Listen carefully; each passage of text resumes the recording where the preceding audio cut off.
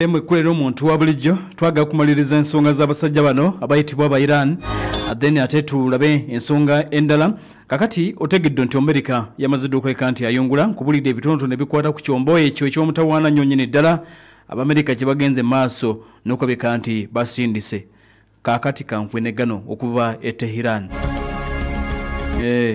kankwe gano agava e Tehran nabagambye nti eggwanga erisinga mu kaseera kano okuba n'omutima be Bayiraani abo tebalina kye batya bagamba nti ebirala byonna bisobola okujja n'ekye tusooka okuba nakyo balina kye bayita omutima Abayiraani basajja ba mutima ate nga ebyabwe si byakwogera nabo si basajja ba bigambo nnyo wabula ba action kizibu okubalumba ne batakola retaliation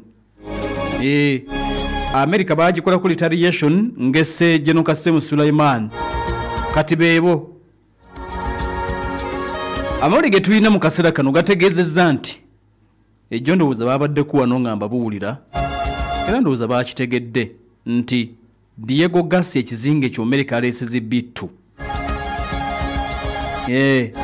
yaleeseza bittu kakati tutegedde nti ba military commanders mu gwanga lya Irani bali mugenda maaso n'okubirowoozaamu bakubaganya ebirowoozo ba military commanders bali mukubaganya ebirowoozo bakimanyi nti ekizinga kino kye bayita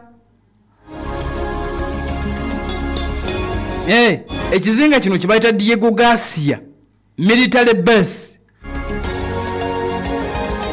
waliwo oguzinga ogunene gwe bayita Chagos newe wali Diego Garcia okwe kuli military base Abamerika bagikozesa n'Abangereza kati si wala nnyo n'eggwanga eritibwa erya Irani kakati tutegedde nti Abayiraani amawulire baagafunye ne bategeeza ne batandika okukoosa okusooka kwabadde kusattira Amerika lwaki ayinza okuleeta ennyonyi zino kumpi n'eggwanga lyaffe akaseera kano babalaka ki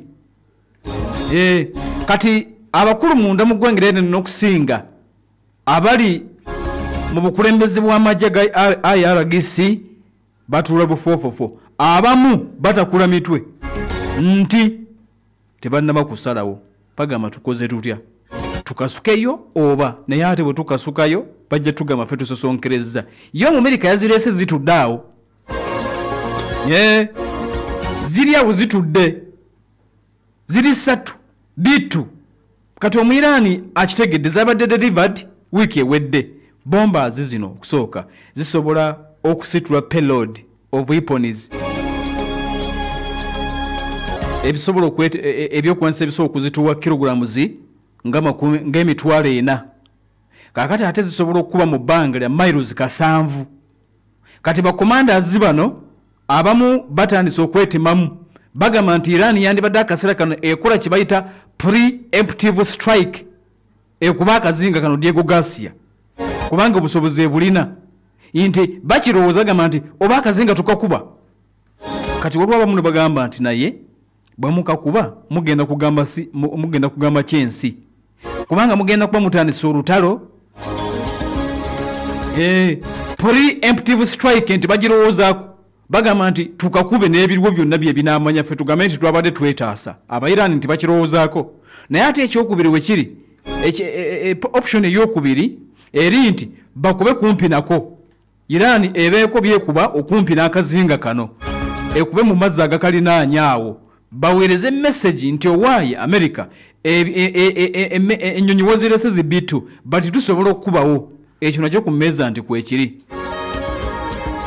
kati batya ebiyinza okuddako singa bakubawo okoosi tebibijja kuba birungi ebeera direct attack eri eggwanga lya America ne bagamba nti ate bwe tukuba wano kumpi n'amazzi nituweereza buweereza message tetuzikuba naye tuweereze buweereza message nti tusobola okukubawo ekyo nakyo bakirowoozaako embeera nga bwegenda maaso nokuleka nti oba oliawo etambula basajja Bayiraani balabula Donald Trump bamugamba nti beesi za America eziwerako mu kitundu ekya Middle East ziri mu range ey'emizinga gya Iran bagamba nti tutiise emizinga gyabwe Abayiraani bagamba nti giri locked and loaded ready to target any area from which Iran could be threatened, whether from Diego Garcia or Bahrain Omwirani bwati bwagamba America nti emizinga gyabwe giri locked and loaded, bali ready okuba wonna wanaava obuzibu. Era America bamugambye nti tusobola bulungi okuba Diego Garcia wotadde zibbitu, tusobola okuba Bahrain bw'oba osazeewo okusinzira Bahrain, naye tusobola okubawo. Commanders have been commanders of the IRGC now have been instructed to ensure that all missile launchers are prepared and that all nuclear sites are well protected. Iran oluyita luto commanders babagambye nti mu making sure nti missile launchers zonna ziri prepared ezikasuka emizinga, ate mu making sure nti nuclear sites zaffe zonna ziri well protected nga tebali asobola kutulumba. Iran is now bracing for an all-out war. Bagamba nti bwe kimu weekiri ebikola weebiri singa Trump alulangirira embeera bwetyo bweri akaseera kano kennyini. Abandi bagamba nti tuli ready nnyo. Kati kanfuzi ku mawanga galiraanye eggwanga eriyitibwa erya Iran.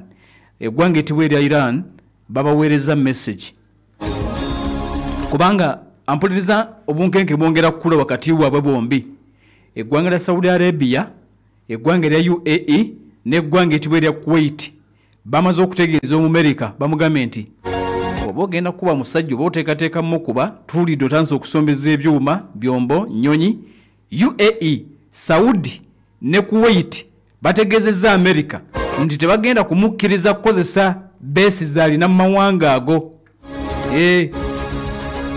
Bamugambye nti America please, ffe bino tetugenda kubibeeramu, tetugenda kukkiriza kukozesa beesi zoyina. Bigambo bingi n'obunkenke bungi.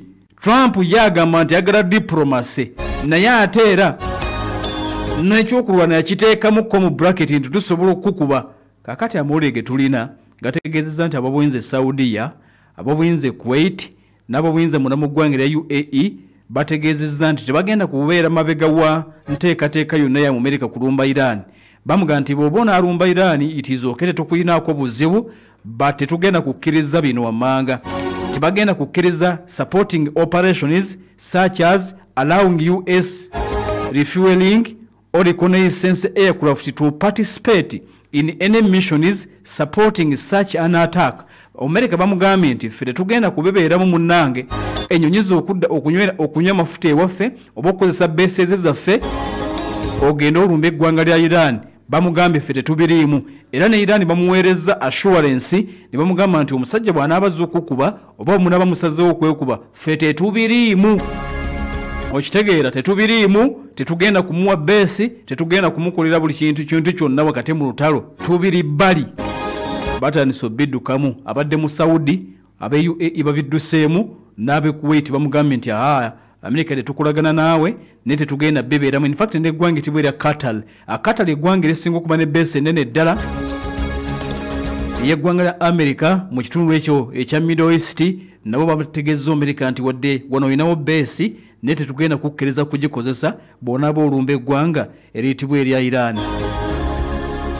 Omukutu gwa I-24 abwegutu bwegugenze maaso n'okulabika nti gutegeezezza akaseera kano kennyini ebintu nga bwe tubirengera. Kale nno bwe bityo bibiri bwe bunkenke obwo wakati w'ensi Iran n'ensi ya America. Ajjukira nti mu byonna ebigenda maaso n'okulabika nti oba olyawo bitambula. Eggwanga eriyitibwa erya Russia liri mu kamooli ligenda maaso n'okulabika nti libiraba.